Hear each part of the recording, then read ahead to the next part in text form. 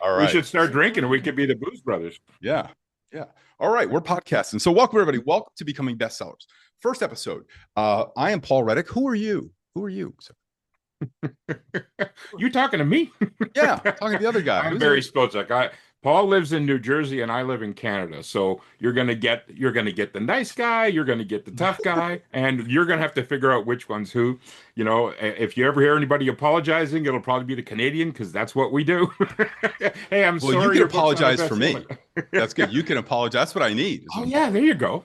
Well, Yeah. yeah, and what I know about you is you've said that you are 75% Irish, you're Yes. 25% Sicilian, and you live in Jersey. So you're at war with Yes. yourself. So, I'm angry and I can't remember why. but it's a loving anger. It's Yes. a Yes. it's Yes. Yes. and Yes. what I know about this, for those of you who are watching or listening, we are going to lovingly kick your butt and also invite you to step into your greatness. You've got something to say and you want to say it and you're tired of not having it said so far, or you've said it, you've got it on some pages, and Paul and I's goal, and we are not rehearsing this. This is we just hit record. We said a blessing before, and we said let's just go and let's just do this, and that's how we want you. We don't want you to take your book and do it by the seat of your pants, but we want you to do it by, if you're a God person, through the direction of the Holy Spirit. If you're not a God person, do it on your gut feel. I call that Gmail. If you're a God person, that's God mail. If you're not a God person, it's gut mail. So do your gut feel, but also follow some facts and some figures. So we want to share some ideas with you today. And Paul, can I share a concept that just it hit me big time? That okay, Yeah. Yeah. Go okay. for it. So I know Paul knows this. I'm not sure everybody is into sports, but there was a gentleman named Vince Lombardi. Okay. And Vince used to coach the Green Bay Packers.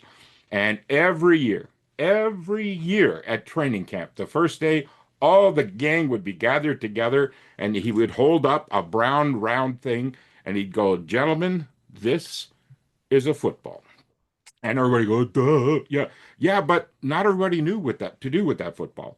So for those of you who are watching, to bring it into context of today, for those of you who are watching today, ladies and gentlemen, this is a book. Okay. And we're going to take you, but guess what? This is a book. Oh, and this is a book. And this is a book.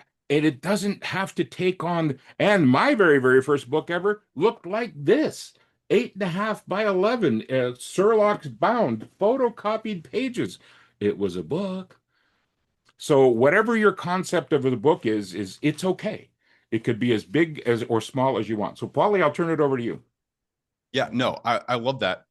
And there's an element to writing a book, right? And just to give some context here, Barry and I have both really done well with books. I actually knew of Barry before he knew of me. We go back way, way, way, all the way to the days of with Jack Canfield and Mark Victor Hansen going through the Chicken Soup for the Soul series. Barry co-authored one of those books. I remember uh, seeing Barry, meeting Barry, and we only reconnected in another circumstance.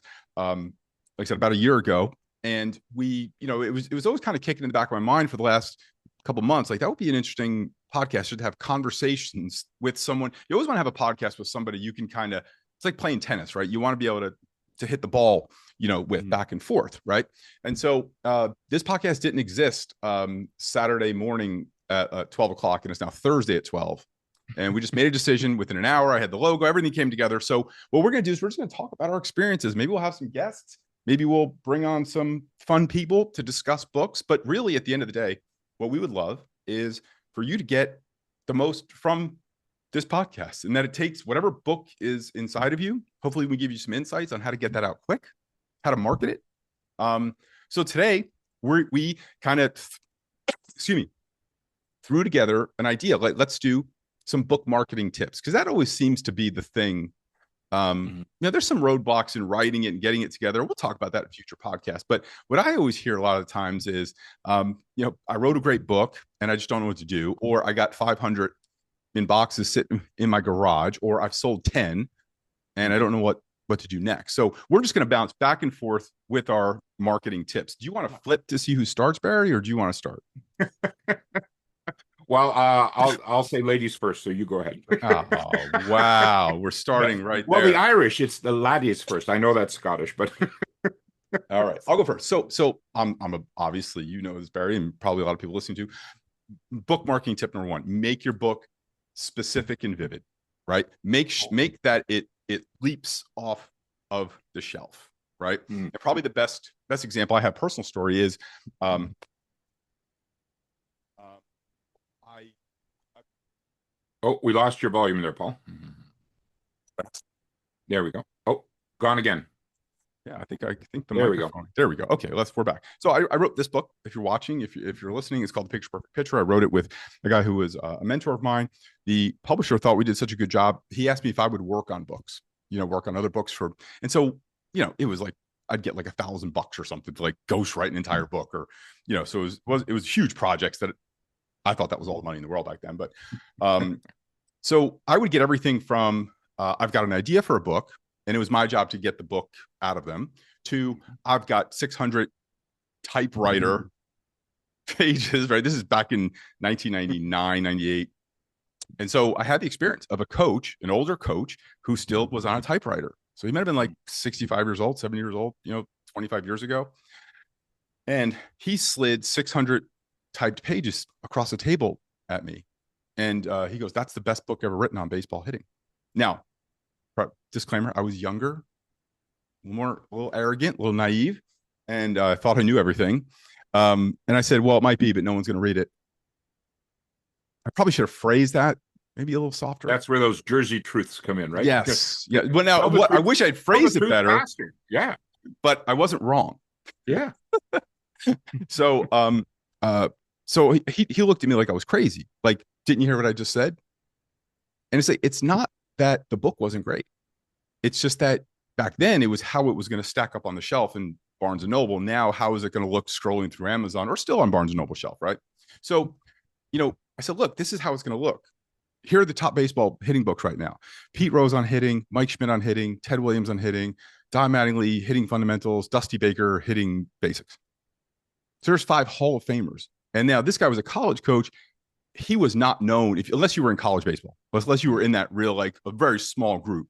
Even he wasn't even really at a big college school, a big baseball school. And I said, look, it's going to be Ted Williams, Pete Rose, and you. Who do you think they're going to pick? This isn't about whether your book is good. You have to think about how someone's making the decision about your book, and they're not making it based on the content, right? And your book is 600 pages. So not only that, right?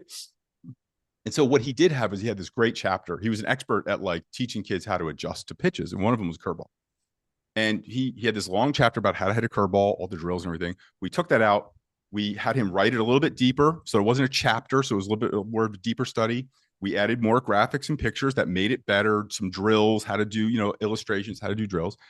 I think that book ended up being 80 pages, 81 pages, something like that. And all of a sudden the book is called How to Hit a Curveball. Now, that's specific and vivid, right? Because if every baseball player has the universal experience when they're 11, 12 years old, they see their first curveball. And they all go, "Oh, and they go, yep." What's that? Everybody, universally, everybody responds the same way. And they go and they get in the car and they ask their dad, what I don't even know what that was. And dad goes, "Well, it's a curveball." And most dads don't know how to teach their kid how to hit a curveball, right? So if your kids struggle with that problem, now you're looking, hitting basics, hitting mechanics, hitting this, how to hit a curveball. If you have that problem, you saw your first curveball or you struggle with the curveball, that book leaps off the shelf to you because that is specific and vivid. Then what happens is the game he was trying to compete in with who wrote the better book, that's gone. Who's more famous, that's gone. It almost doesn't even matter who wrote that book because in the title, it's so specific that I've taken the time that somebody is such an expert at one single topic. They've actually taken the time to write a whole book on one narrow topic. And he was solving a problem. Yes. A specific problem. Yes. Yeah. So if that leaps off the shelf to you, leaps off the screen, how to hit, that's what I need. It's exactly what I need. Now, in the Mike Schmidt, Ted Williams, all those other books, they teach how to hit a curveball. But here's what you got to do. You got to buy the book. Now you only have the one problem right now. Now you got to buy 200 pages of other problems. Maybe you don't have. And then you got to go finding it. And at the very best, at the very best, it's not a whole, it's probably a couple pages or something. It's not a deep dive. Well, I can see this book, like How to Hit a Curveball, because you're the dad sitting on the side or the mom sitting on the side, and you see the look on your kid's face when they go, "What was that?"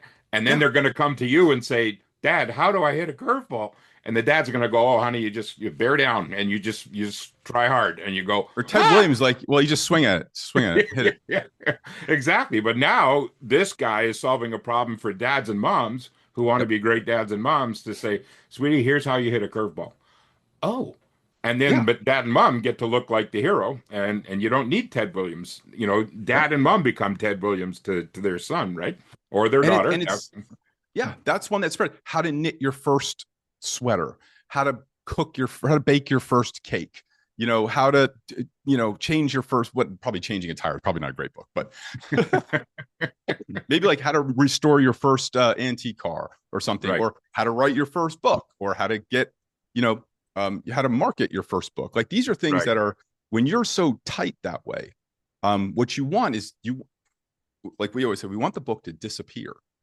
right. Right. The best books sweep us away. It doesn't seem like a book. It seems like the antidote.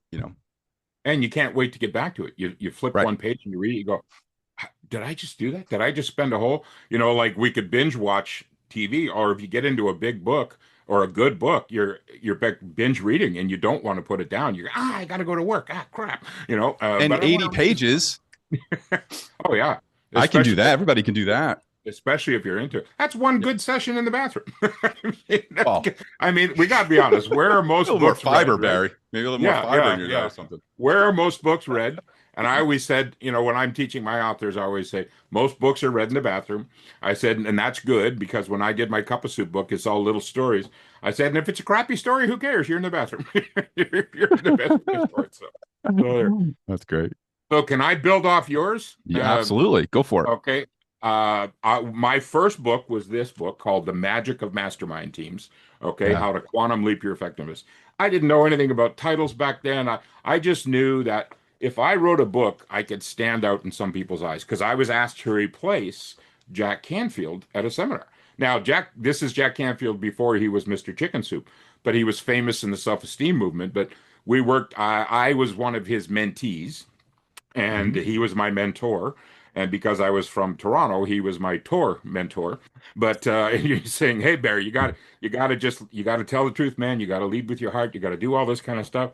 And then so when they asked me to replace him at a business seminar, it was like, "Oh my God, what am I going to do? Oh, thank you, thank you. I'm so happy." I get back to my room. "Oh my God, what am I going to do?" Yeah. So I got home, I said a prayer about it, and I'm in the shower. I said, "Heavenly Father, I got 26 days. What am I going to do to show these people that I'm worthy of replacing Jack Canfield?" Right? Even though I was his mentee, nobody knew who I was. And I got a Gmail. It was like, write a book. I went, write a book. I've never even read a book. What are you talking about? It's like, oh, what? It's like, ah. And he says, no, no, no, no, no, not just write it. You're going to write it, produce it, print it, and have it ready for sale in 26 days. And I went, what? Come on, And look, you're going to be obedient or not? Long story short, I showed up 17 days. This book was what this book. Why? Because I had to take all those mental thoughts that, well, it's not really a book, and it's Surlock's bound, and it's photocopied pages. When I got to Los Angeles, I'm coming down from a little place called North Bay, Ontario. It's 200 miles north of Toronto. It's not the end of the world, but you can see it from there, right? I get on the plane with 100 of these in boxes, and I get all the way down to Los Angeles, and I step up, and they introduce me. Instead of introducing me as Jack Canfield's protege, they introduced me as Barry Spilchuk, the author of The Magic of Mastermind Teams. That's it. That's it. You know what's interesting as you say that, just to put that in context, Yeah. today people would almost say you can't write a book in 17 days. Yeah. But back then, Oh, like, right, that was really like, you need a yeah. publisher to have a book. Like today, I Yeah. think people struggle with that. And like, but this is Well, something back then you were able to pull. Well, and now there's all these guys advertising, oh, you can write a book in 17 minutes with AI. And I'm going, yeah, that's a whole different topic. That's, But is it you any know, good? exactly. Well, who's going to know the difference? Yeah. How long You does it take to do a will. good? Yeah. We didn't say it was a good book. Yeah. Instead of the book. So this was the first book, but my second book, I've done, I think, 18 books now. My second book was this one with my mentor. And Oh you know, wow, I didn't know that happened so quickly. Yeah, well, this happened in 1994. This started happening in 1995, was released in Yeah. 1996. But this, as the series, most people put it this way, under 40, a lot of people don't know what this is, Chicken Soup for the Soul now, unless they were in school and they got Chicken Soup for the Teenage Soul and the Kid's Soul and all that kind of stuff. But it got so famous that Jack and Mark started a university, Chicken Soup University. So I attended and I made sure, and I always wanted to help all the other authors sell theirs. But they started putting out a list of here's a checklist of what to do to get your book out there and market it. Number one, and this is my number one to compare to your number one. Well, actually, this is one B. 1A was get it done. Okay. Yeah. 1B, this is according to Jack and Mark, who've sold officially 200 million books around the world, unofficially 500 million books around the Yeah. world. Apparently 300 million were sold in China and they didn't get royalties for those. So, but anyway, rule number one, write a great book. One that you would want to read, and if I could take a minute and tell the story behind this one. Yeah. When I said, "Hey Jack, hey Mark, why don't we take chicken soup, shrink it down and call it cup of soup?" And they went, "Hey, great idea. We don't have time, you do it." So I got to go home to my community and talk about, hey, I'm writing a book with Jack and Mark. You know that chicken soup series? Yeah, I'm going to be writing one of those. And, but, trying not to be, oh, yeah, I've been blessed. They asked me to write a book. This is crazy. And this is awesome, man. And a lot of people had heard of chicken soup. Oh, way to go, Bear. Way to go, Bear. Then I get a call from Jack 4 months later. How's the book coming along? Good. Good. Yeah, yeah, yeah. He said, we need you down here in Interesting two. question. I was just say, funny you asked that. Interesting Yeah. question. Yeah, it's coming along. It's coming along. Yeah. He says, we need you down here in 2 months to go over it. I went, okay, this is great. What was the problem? The problem was I was talking about writing a book with Jack and Mark and getting the accolades. Oh, you're writing a book with Jack and Mark. Yeah. I wasn't writing a book with Jack and Mark. So I had 60 days to put together this. So I get down, I just all of a sudden I turned on my mental faculties. I prayed about it. Hey, where am I going to get these stories? And I put them all together. I get down there and we have dinner at Jack's house, and I'm going to be staying in his guest room, that first night. And Yeah, and I remember that story. That story yeah, was that story was it on the Power of Self-Esteem tapes? I it was one of those. Yeah, he I put it believe on it there. was. I would look, I'll bet you that if they needed somebody to catalog and reference what's on what, I don't know that I'm the expert, but I'm in the converse. I could You're right probably there. be of Yeah, some assistance there. Yeah. exactly. I also tried to ballpark when I met you. So it had to be at Mega Speaking, Mega Book. Probably. Mark Which one did a of the lot of those. yeah, because you were at a number of them, right? I was, Yeah. and Mark didn't have me up there a lot, but he knew that I was a speaker. He knew I replaced Jack. I had been to many of Mark's events, Yeah. and all of a sudden one day I'm his co-author, and this was even before my Chicken Soup book That's came how out. this happened. I was this was Yeah. this for me, this guy Tom House was my idol. I mean, like from afar, like a coaching idol, like Right. and then to be able to have that happen was like this is Oh, insane. it's I great. remember I was dating a girl when I was like his number one fan, and we had broken up, and then I saw her like 7 or 8 years later, and I said, I wrote a book with Tom House. She's like, shut up, no, you didn't. It would be like I just released a single with Bruce Springsteen. That's what that was like for in that world to Yeah. her. That's Yeah. why she didn't believe me that I did Yeah. it because that like how do you don't even know him? Yeah. Well, so I get down and I'm all excited and sitting in Santa Barbara. We had dinner at Jack's table. Hey, I'm having dinner with my buddy. I've never been in his home before. This is great. And he says, come on, Bear, after dinner, let's go out in the back of the guest house and we're going to take a look at your manuscript. And he puts his glasses on and he puts them all of a sudden halfway through. He brings them down to the bridge of his nose. And he hasn't smiled. He hasn't cried. He hasn't, and all his, like his loving, hi, I'm Jack Canfield, turned into, what have I gotten myself into here? He closes the last book and he goes, hey, Bear, we're in trouble. I went, Jack, I love you, man. What are you talking about? He go, oh, Barry, whoa, whoa, whoa, whoa, whoa, whoa. Two things. A, business is business and friends are friends. A, I love you. B, this isn't very good. Yeah. Uh, what are we going to do? He says, we can't bury. This is new in the series. You're going to be book number 7 in the series. We cannot afford to release a weak book. So you got two choices. You go back home and come back in 6 months, or you can stay here for a few weeks and get it on track.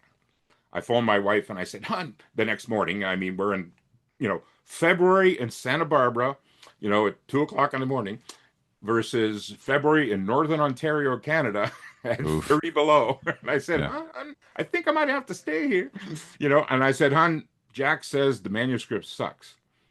And my wife, who always tells me the truth, said, yeah, hon, but you knew that, didn't you? Well, Yeah. thanks for letting me know before I flew out to California. Yeah, but she was like, she's the typical, she wants the supportive wife. And well, hopefully, these were the stories that I had picked were nice stories. They weren't chicken soup stories.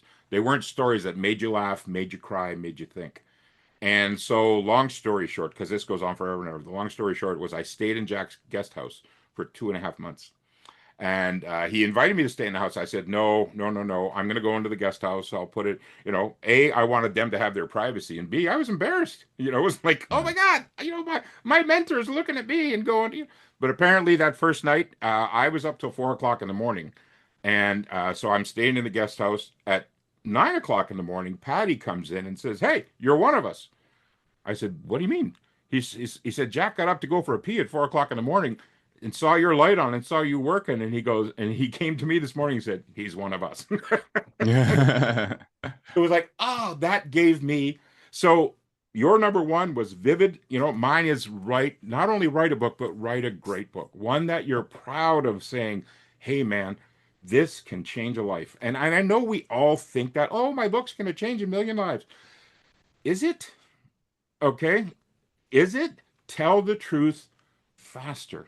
Tell the truth now. Is what you're writing going to change somebody's lives? Well, it might. We want you to say, yes, it will. If not, you're going to have a hard time marketing it because you're going to be going on. Would you buy my book? Would you I like also to? think like when you start with that, is it going to change like millions of lives? That's one way to make things harder, Mhm. right? Like when I was I was one of the early adopters of COVID first. I had it before it was cool. And You adopted it? yeah, I was an early adopter. Yeah, early adopter. I got it quick. Wanted to see what this thing was all about. So I was in quarantine for 4 weeks. Like, did not leave the room. That was like when they were still in hazmat suits giving these tests and stuff. So I watched everything on the internet, right? Everything on Netflix. But I stumbled upon this docuseries about the Grateful Dead, right, the band. And I was never a fan. I never knew, I never heard. I just, okay, here we go. This is what's left. And there was one part where somebody was interviewing them and they said, this is 30, 40, 50 years later. When you were writing these songs, like, did you think they'd still, they were like, oh God, no. If we thought they were going to be around like 6 months from now, we would have spent a lot more time on them. Mm, We would have never released them had we thought they'd still be listened to 50 years ago. yeah, And that's an interesting thing. So, like, if you go back to, we may never get to 6 in the hour that we have here, but we're going to get to some. But they're all connected. Like, if you go to the story of the hitting guy, if I think I have to write a book about everything, and I have to write a book that's going to change the lives of millions, well, then that's that. Good luck. mm, Good luck. I hope you do, and I hope you will. But I know what the next 4 or 5 years of your life are going to be. right. But if I want to write a book that that helps dads whose kids just saw their first curveball, well, now I can write that book really fast, Right. and I can be really specific. And I might not change a million with that book, Mhm. but I could change if I'm looking to if I'm looking to affect a million total, right? I could probably knock off 10, 15, 20, 30,000 with that one, and then go from there. You know what I mean? It's like I think there's like authors, and we think that uh a lot of people like Brene. Oh, your mic went off. I think there are very, very few authors. I mean, we could probably put a Your mic's gone again. goodness. How about now? Is that better? There we go. Yeah. Yep. So we could probably put a list of like 50, 60 authors that have reached that in the history of the printed word. Yeah. It's like when in baseball, you have to play in the major leagues, right? You have a better chance of graduating from an Ivy League school and becoming a special operations soldier, doing both. You have a better chance of doing both of those than you do of playing in the major leagues. Mm. So it's these things like the odds of someone becoming the next Brene Brown or Mark and Jack. Yeah. It's really simple, but that doesn't mean that you can't make a serious impact and Yeah. and make a great living with it too. You know, Well, I so agree. yeah. And I guess that was your sort of number two, but mine sort of piggybacks off of Well, everything we've talked about. that wasn't my officially number two. I'm not going on I the know record. it was a dabble. So go in because I have something I want to add to that. So or can I do my number two and then you'll do your number two? Whichever you'd like. My Okay. number two actually piggies off your mastermind book. Okay, go ahead. Okay. You fire away. So number two would be write a book for a specific audience. Mm. So I think I told you that in that world, I was talking with them about doing chicken soup for the Little League soul.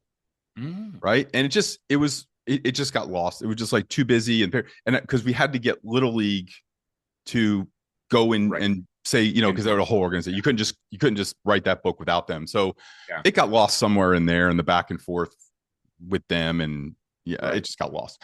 But basically, the reason why is that was a built-in audience. 5 million kids play Little League baseball per year. So now it's chicken soup for the Little League soul. So there's a built-in audience.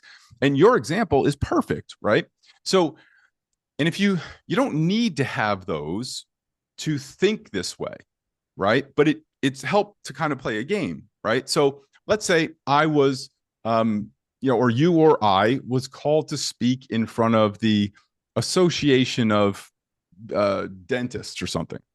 Mm-hmm. And they wanted me to come in and talk about online marketing, right? I could then write like the 10 things every dentist's office should do online to get more clients or right. We could whip up something pretty quick. Now mm-hmm. That's kind of pulled out of left field, right? But let's say in a more realistic setting, I was called to talk to the Association of Professional Female Musicians, which would be right, because I work with a lot of female musicians. Right. That I could write a very quick book that would be so ultra specific to that group, right? But in a more practical sense, let's say I was asked to talk to the American Baseball Coaches Association, which I could also do, about building an online baseball business. I could do that, right? And in that sense, I could now write a book for a specific audience. So if you were going to speak to a group of, say, like, so that baseball coach is like 10,000 people at that convention, and there was a chance to sell 2,000-3,000 books, you'd write that book if you thought, even if you sell 1,000 books at $10, if you thought that you could sell 1,000 books at $10 at that convention and leave that convention with $10,000. If I paid you $10,000 to write the book, most people would write it.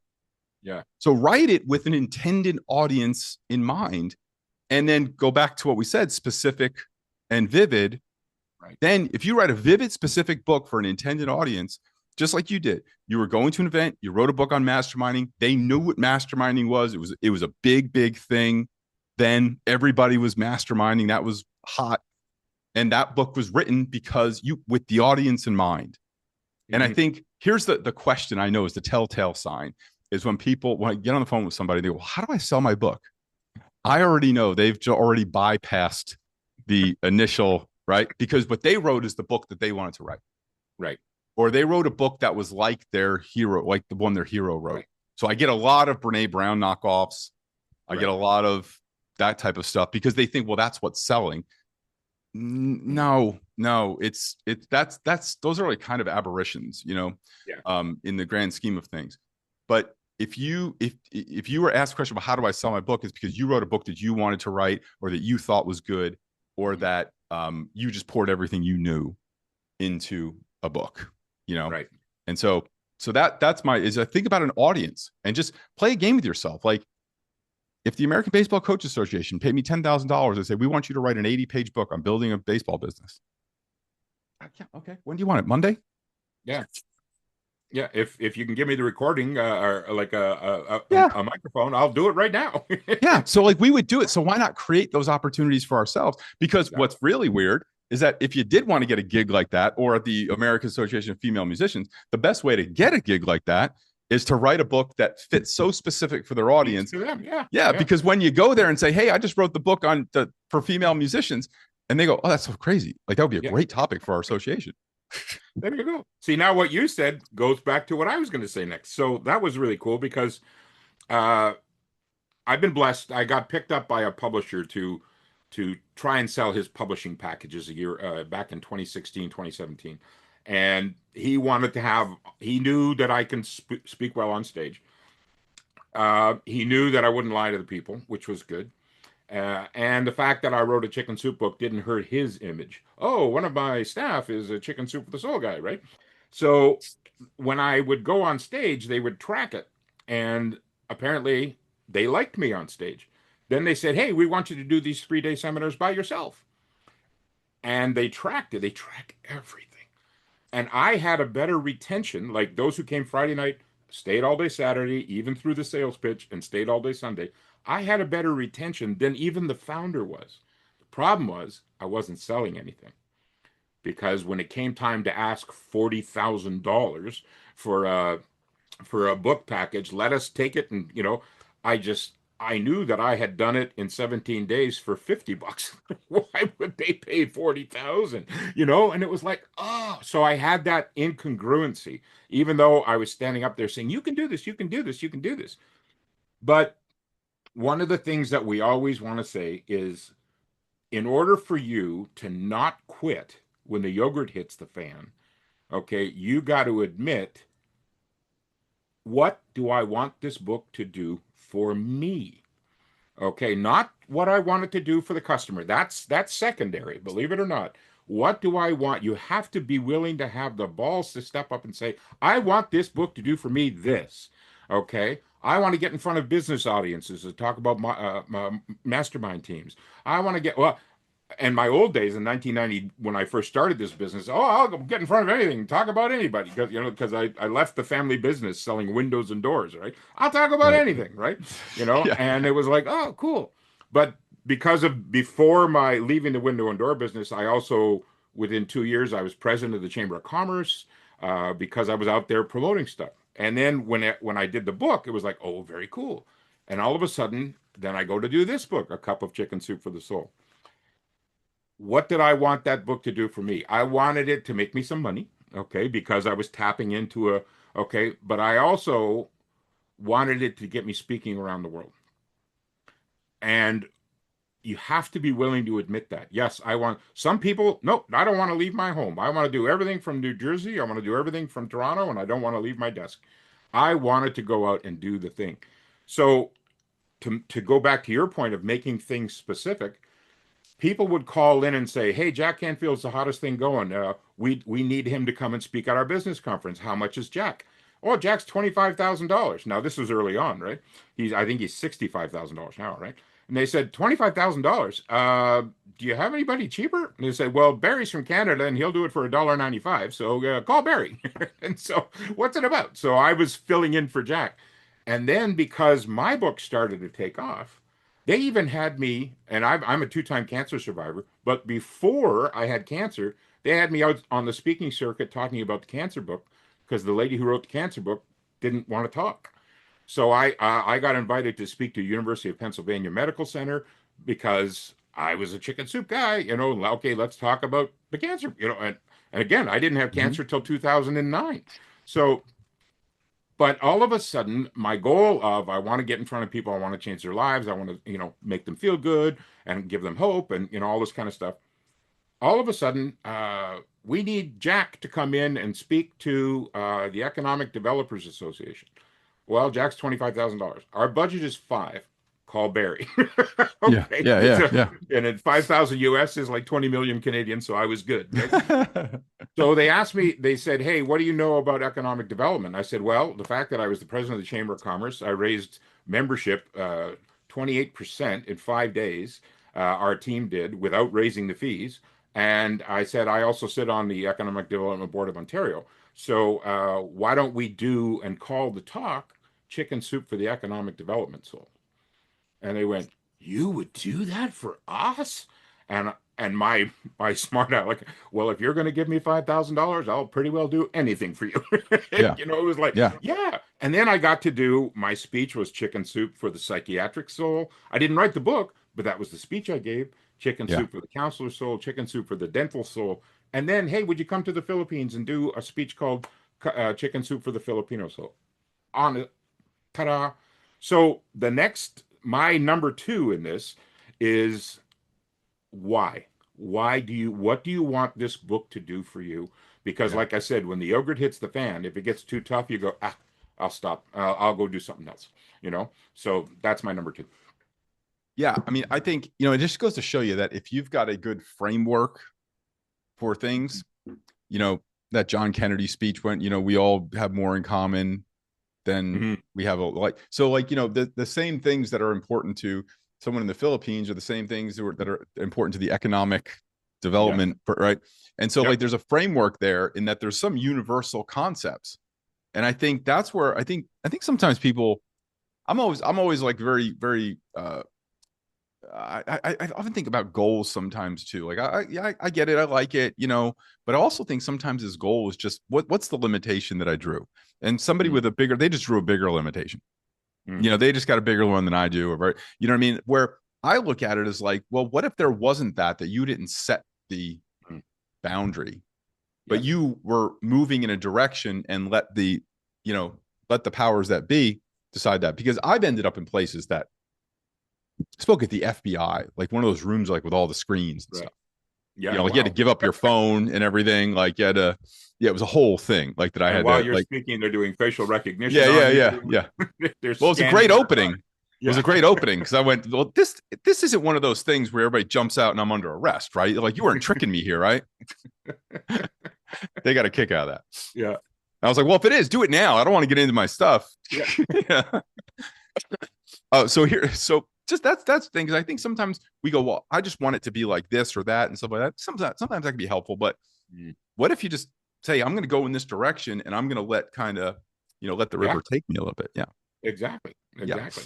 So my number three is part of some, because I'm knee deep in working on a book project, is begin with the last page in mind. Yeah. No, I thought you'd like it. You got Thank to you, think. Mr. Covey. That's Yeah. begin with the Yeah. end in mind. This is Begin with the awesome. last page in mind, Yeah. because this is the facts about books. Mm. Most people don't get to the last page. Yep. So if we know they don't get to the last page and our goal is to change people, then whatever we're doing in the book industry isn't accomplishing our overall Right. goal, right? And that will tie into assume a lifelong reader. So we talk about Right. assume a lifelong reader, right? So Brene Brown and James Patterson and all these Stephen King, these really huge famous authors, they assume that everyone's going to continue reading their Right. books and coming to their movies. Similar to things like James Bond or Star Wars or things like, they assume that Star Wars fans are going to come out for something good Right. when they make it. So if people don't get to the last page, they don't consume our content, the odds of them coming back and repeating are going to be pretty low. Yeah. Right. So how do we do that?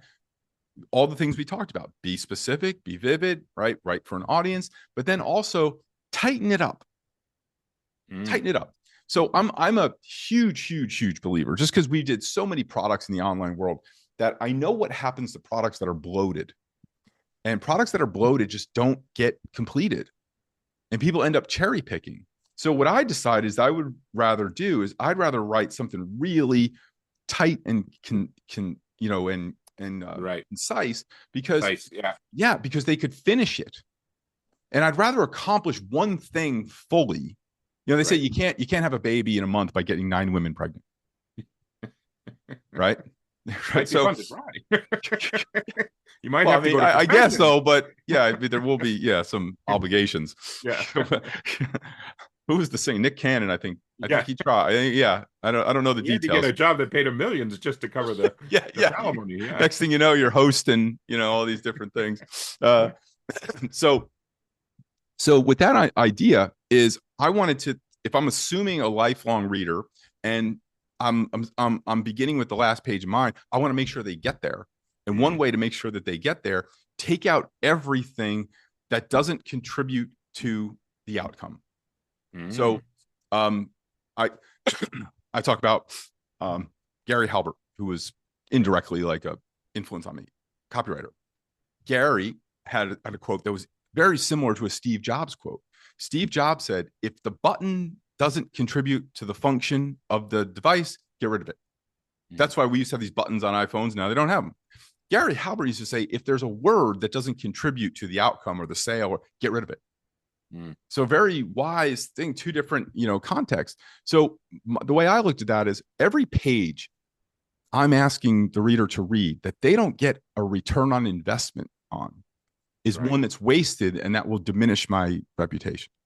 Right. Right. Like get to the point, like we've all been sitting in movies going like,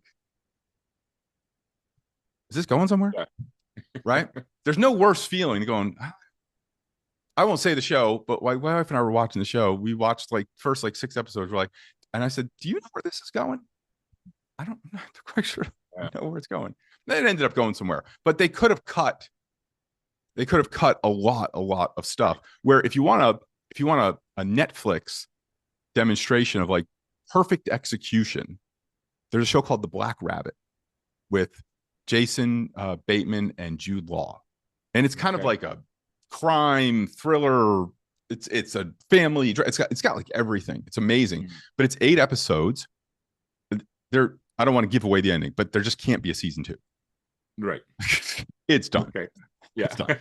So it's not like wait again or something, but like it was one of those bingeable things, right? Right. So, but the whole idea, what makes things bingeable is not that all 8 are good, is that the first one is great and the Right. second one is great. And then the third, it's not bingeable because there's more of them. It's bingeable because that initial thing is good. Right. So if you want to write 8 great books, write one great one. It's Yeah. got to be finished. They've got to hit the last page. And I'm fascinated with two industries that I study a lot that I know nothing about: comedy and restaurants. I'm just Mm. fascinated by the process. So in the restaurant business, the science behind a meal is you don't want people leaving hungry. You don't want people leaving sick. Mm-hmm. You want them taking the last bite going, that was amazing. I wish I had one more bite of that. Right. And then maybe come back for the fish or the chicken or something like that. So that's like you want with your book. You're going, that was amazing. Gives people a sense of accomplishment. They check off a box. They feel smart. They Right. feel like, and that's the way you're going to solve their problem. Right. And like, people think that minimizes you, where I think if that whole series of events take place, you now have cemented, Yeah. someone who's going to be with you, for a long time. And, a lot of people will point to long books and say, the Beatles' first single wasn't Hey Jude. Love Me Do. 2 minutes. Led Zeppelin's first single wasn't Stairway to Heaven, wasn't a 9 minute song, right? Like, you need something snappy, Yeah. something those kids can dance to. Well, my wife, I can brag on this. She is the only person that I've ever met who has seen the Beatles live 3 times. Wow. My mother did. Yeah. No, Oh, I there don't you know if she go. saw him 3 times. This one, Shea Yeah. Stadium. Yeah, my mother was there. Shea Stadium. Yeah, they came to Toronto, and Karen phoned in, and she was one of the. And my wife is very, very shy. But even when the Beatles got big and their first movie came up, her and her friends would line up outside the movie theater to be the first ones, so they can get in the first row and scream at the scream. Even though she's shy and quiet, this is her way of. Ah! Nobody Well, heard the words. here's what's interesting about that Beatles Shea Stadium concert. It was 20 minutes long. Really? Yeah, go look it up. Go look it up. Holy cow! Why? Yeah, Because I heard that they stopped playing because nobody could hear their music because everybody was screaming all the time. I don't know if that were the case, but whatever it is. But I mean, think about if that happened today. If you had to stop and you Oh, left because everybody was going crazy, right? Here's an interesting thing. If you watch, there was a Billy Joel documentary about the last concert at Shea Stadium, right. and there was a guy there. There's a famous of the Beatles being driven out in the car to the stage. Right. So the guy driving the car, Paul McCartney, shows up at like 10 minutes left in the show to come and be a guest to play the last songs at Shea Stadium. Right. In the golf cart driving him is the same guy. Oh, wow. And Shea Stadium wasn't open to baseball when the Beatles played. Right. So here's this guy dropping off the Beatles to open, and then here's a guy, Paul McCartney, to close it. That's Yeah. pretty cool. That's close. Yeah. That's a good closure thing. That's cool. Yeah. So again, this next one that I picked is going to piggyback on what you just talked about, because as a result of working with that publishing company, I got to help over 150 people get their books moved along. I wish I could say they all published their books. They didn't, Mhm. because they had something inside that said, this isn't good enough, you know? And because of something that happened to me a long time ago, Brene Brown became a favorite of mine. So you've mentioned her a few times, and I Mhm. and I love her quote. Uh, if imposter syndrome is in the driver's seat, shame is riding shotgun. And so much of what I did in my life was based on shame or avoiding it. And in real quick, I was sexually abused by my cousin when I was 8. And when it happened, and she asked me to do something, and she said, "Don't do it that way, do it this way." And I heard it as, "Don't do it that way, do it this way." But she was more loving about it, but it was still. So what happened was, as I went through life, every time I went to launch something, I'd go, I'd hear that voice. "Don't do it that way. Do it this way. What if this isn't perfect? I'm going to get yelled at again, and I'm going to feel like crap." It was 50 years I held in that secret. So here I am coaching these people through their books, and I invented a 33 question questionnaire to take them through that takes them on a roller coaster ride. And I want to get to that point where they're realizing what this book is going to do for people.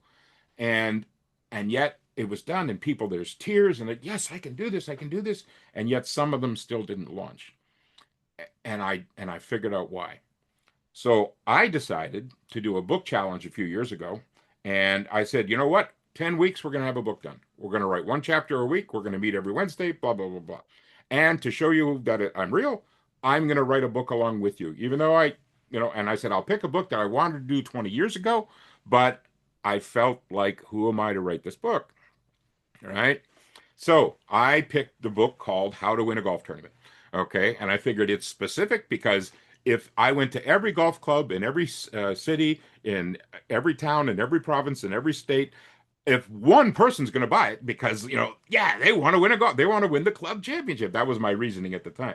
But the whole premise was, and week one wasn't just about chapter one. Week one was doing the typical thing of why I want to write this book.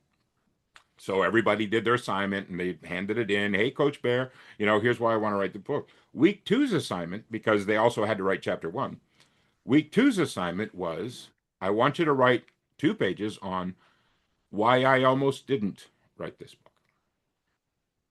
Because Yeah. after week one, they start writing and then all of those gremlins start coming in. "Oh, don't do it that way. Do it this way." And I went, "And guys, I'm going to show you." And so I showed them mine, so I actually put it in the book. So then, because what happens is when you write that, it's deemed to be negative by some people. And so when it comes time to publish the book, I said, now you have a choice. You're going to put in why I wrote this book, and you wrote it for the readers. Make sure you did that. Now you have a choice. You've written the 2 pages on why I almost didn't write this book. You have a choice. Do you leave it in or do you take it out? It's totally up to you. Okay. I chose to leave mine in.